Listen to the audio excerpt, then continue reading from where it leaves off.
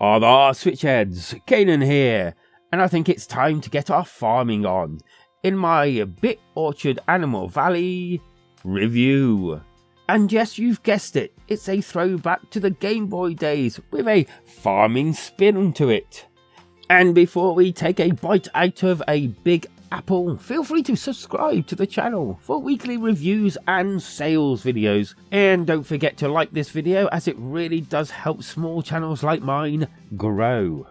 And talking about growing, it's time to see how my garden grows. Engage!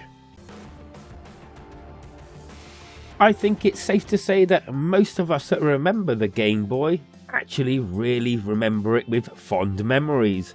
And I think if Stardew Valley existed in them days, with the obvious limitations of the Game Boy over the Nintendo Switch these days, it really may have turned out a little something like this.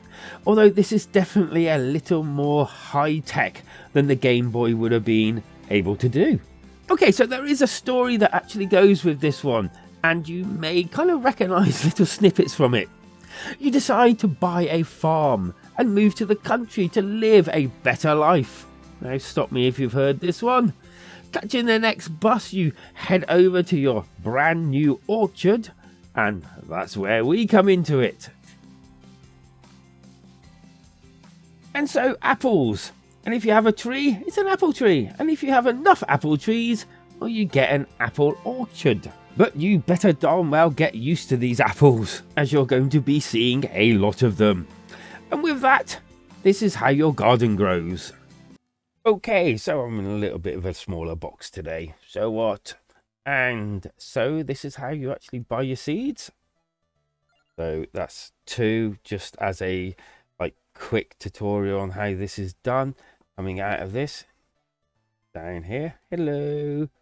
There's my little bunny. There he is. Hello, bunny.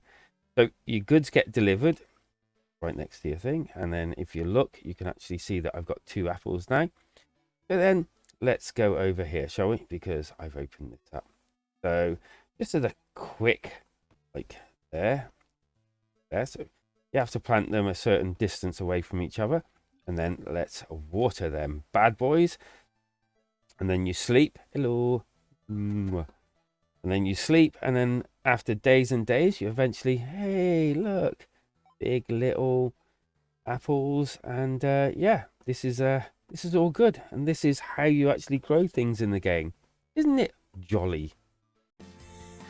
As normal with these sorts of games, growing crops won't be the only thing you will be doing. You see, there's a task menu on the actual screen, and it crosses off as, well, you complete these tasks. And as you can probably imagine, every time you complete a full list of tasks, you get another one, and surprise, surprise, it gets harder each time. Some examples of these tasks is upgrade your house, harvest things, craft things, plant things, sell things, and befriend things. There you go, lots of things. And yes, the list does go on, and as I said, gets a little bit more complicated. Bit Orchard also plays through a day and night timing scale, so limiting the time you, well, tend to have for your daily needs. But you can go to bed after the morning, but you can only stay awake after a set amount of time, and will be pulled back to your bed to be awakened in the morning. In true form, you get an inventory and also a few things that can be built. Okay, so one of the main things you'll be doing is, well, basically this. You'll be using your scythe, that's your inventory, to gather fibre, and this grassy stuff here is basically your fibre. So then once you've done that, you can build things like scarecrows that are here, and also sprinklers that are also here. So you go up here and you go, oh, 150 fibre. I don't have enough money at the moment. Well, fibre at the moment, but I have obviously had enough fibre because I have several scarecrows. Also, as I mentioned before, you also can build a sprinkler, and basically these are sprinkler ports, $250 per one. So it costs a lot to upgrade to, so that you don't have to water your plants and everything, basically. And trust me, when the place gets bigger and bigger, you definitely want something to, water all your plants for you. It is useful, trust me. And this also is the case for your home. Back to me. Okay, so basically this is your construction for your house. So I've got like a firewood shed, a fenced yard, tiny thing outside if you saw it in the other clips. But one of those options is building this, which is kind of a magic closet, really. And yeah, you can buy loads of different things. Well, I say loads, there's a few things here.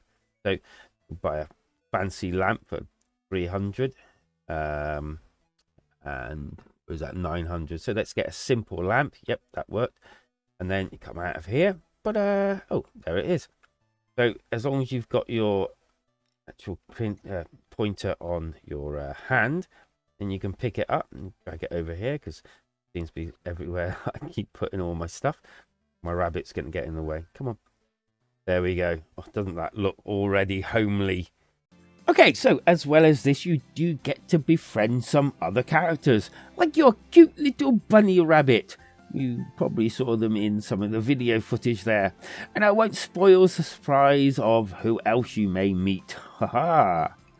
Your apples come in different sizes and colours, and all earn you different amounts. Depending on how much and whether you get the big apples or the gold apples, the game can kind of develop a bit of a loop that brings it on the cusp of getting a little boring, but then unlocks or opens something else for you to collect or do. I have to admit that at one point I played for half an hour just watering, picking and selling and sleeping till I unlocked what I wanted and opened the areas up where you can get a few more surprises.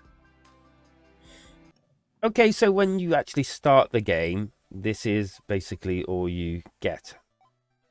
And then as you go on, you open up this. And then you can come down here. You can open up this. This is absolutely huge. And then eventually you even get a, where is it? There we go. A map. It's a map. It will be a map. Nope, I can't. What the hell? Oh, there it is. It's a map. Now it is anyway. So as you can see, there is still some room for me to buy more property and basically move over and get further. So that's actually over here. Ooh. And that is what happens when you stay up too late. Bad me, I should have realised.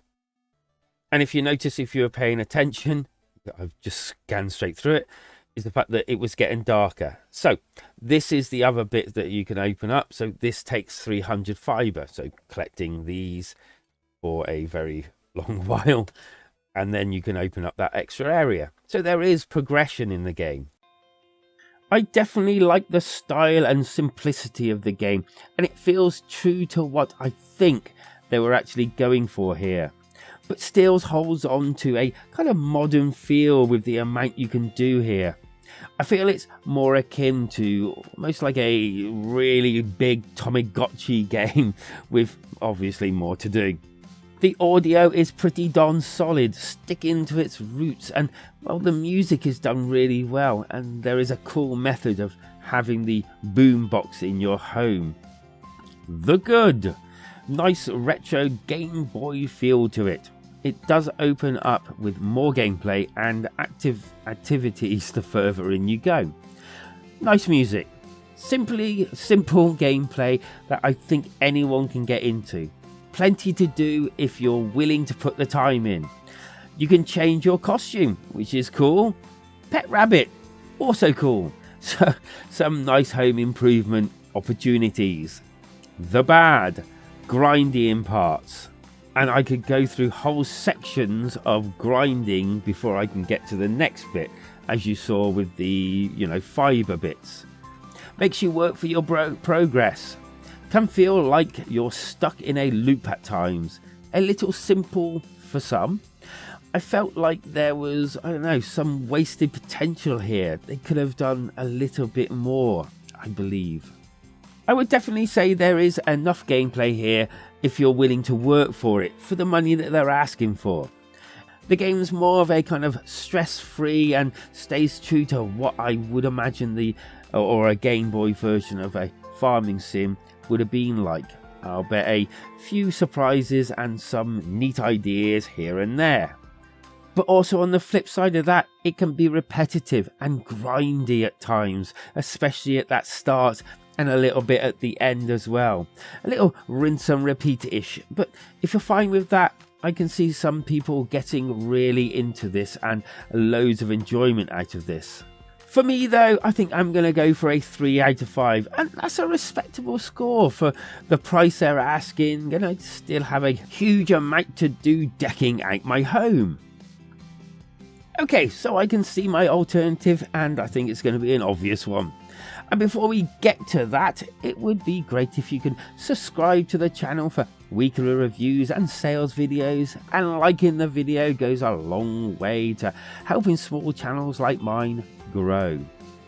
And that alternative, well, Stardew Valley is where I'm going to be landing on the alternative today, and it's not fair really comparing them both together, but I will say if you like this, you will like Stardew Valley. And of course, if you have a better alternative, or indeed any thoughts on Bit Orchard, then leave them down below. And also come join me to continue the conversation in the community Discord, and the link is right down below if you fancy coming along. Because life is better when we switch together.